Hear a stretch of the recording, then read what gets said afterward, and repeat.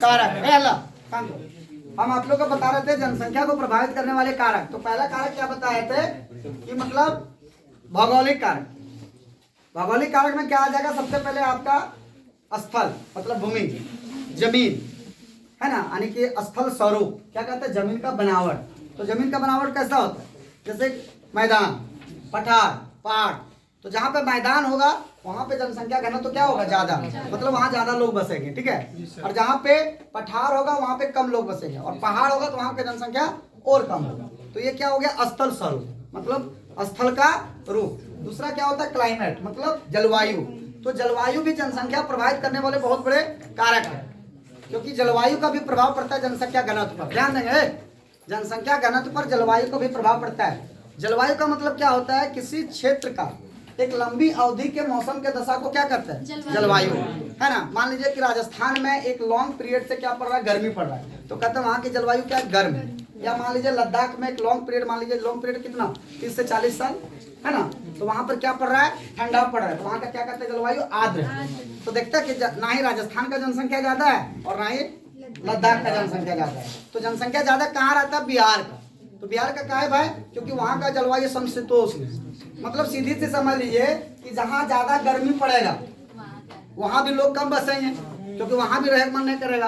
और जहाँ कम गर्मी पड़ेगा मतलब ज्यादा ठंडा पड़ेगा, यानी ज्यादा गर्मियों पड़ा और ज्यादा ठंडों पड़ा, तो वहाँ का जनसंख्या की रहेगा? कम रहेगा। बात समझ में आ रहा है ना। लेकिन जहाँ का मतलब जलवायु समशीतोष्ण है, यानी गर्मी ठंडा दोनों बराबर बराबर है, वहाँ का जनसंख्या घनत्व ज्यादा होगा। तो ये भी एक भौगोलिक कारक है, ठीक है। तो भौगोलिक कारक में क्या आ जाएगा? आपका स्थल स्वरूप, यानी स्थल का बनावट। तो दूसरा क्या आ गया? जलवायु। तीसरा क्या आता है आपका?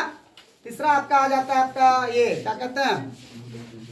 मृदा, मिट्टी। तो मिट्टी का भी इफेक्ट पड़ता है लोगों के बसावट में। मतलब क्या होता है कि जहाँ की मिट्टी उपजाऊ है वहाँ लोग ज्यादा बसेंगे, ठीक है। अब बिहार में गंगा का मैदान सबसे ज्यादा, बिहार में सिर्फ गंगा का मैदान बिहार में नहीं है, बिहार यूपी में भी आपका ये गंगा का मैदान बसा हुआ है।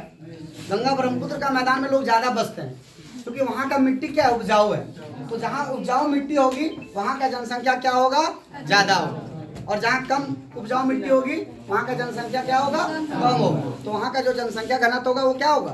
कम होगा, ठीक है। मतलब जहाँ का मिट्टी कम उपजाऊ होगी वहाँ का जनसंख्या घनत्व क्या होगा? कम होगा। अब दूसरी बात क्या है? जल की उपलब्धता। जल की उपलब्धता का मतलब क्या होता है? जहाँ पानी की सुविधा हो। तो नदी, झील, समुद्र, ये सब पानी का स्थान है जहाँ पे पानी आसानी से मिल जाता है, तो वहाँ पे भी जनसंख्या ज्यादा देखा जाता है, ठीक है। और जहाँ पे पानी की सुविधाएं कम पाई जाती है वहाँ का जनसंख्या घनत्व क्या होता है? कम होता है। तो ये तो भौगोलिक कारक हो गए। अच्छा, भौगोलिक कारक के अलावा राजनीतिक कारक भी होते हैं, आर्थिक कारक भी होता है। आर्थिक कारक में मतलब क्या आ गया भाई? कि जैसा रोजगार का साधन है तो लोग ज्यादा रहेंगे। जैसे गिरिडीह का पॉपुलेशन बढ़ा है, तो क्यों बढ़ा है? क्योंकि रोजगार का साधन है यहाँ पे, ठीक है। अब धनबाद में जनसंख्या ज्यादा देता है कि कोयला का खान है, लोग कोयला का काम वहाँ पे करते हैं। बात समझ में आ रहा है ना। तो आर्थिक सुविधा जहाँ मिलेगा, जहाँ इकोनॉमिक सपोर्ट मिलेगा वहाँ लोग ज्यादा बसेंगे। समझ में आ रहा है ना। इसके अलावा क्या हो जाता है आपका आर्थिक, जहाँ आपका ये हो गया सांस्कृतिक से शैक्षणिक। सांस्कृतिक में आपका आगे धार्मिक कारण भी हो गया, जैसे कि बाबा बैजनाथ धाम।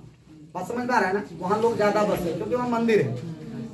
तो ऐसे बहुत सारे कारक हैं जो जनसंख्या घनत्व को प्रभावित करते हैं, जिसमें आपका आ जाएगा भौगोलिक कारक, आर्थिक कारक, सामाजिक कारक, धार्मिक कारक, राजनीतिक कारक। तो सारे कारकों को मैं नेक्स्ट क्लास में आप लोग को बताऊंगा, क्योंकि आज भौगोलिक कारक ही रहने दीजिए, ठीक है। और नेक्स्ट क्लास में हम बताएंगे। धन्यवाद।